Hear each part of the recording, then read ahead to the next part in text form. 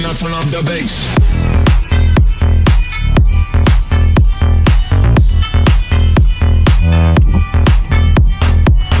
And we finally reached the place. I hope you guys enjoyed that little edit just now.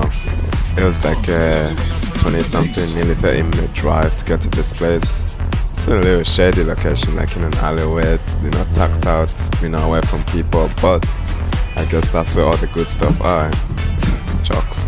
But anyway, at this point I was literally running out of juice on my GoPro, so I didn't capture anything after this, but I did capture the mechanic pulling into the shop with my phone. As you can see, the shop is not even open yet, so that was like, I got here that early. I think I was the first customer, but anyway, they said come early, so that's what I did.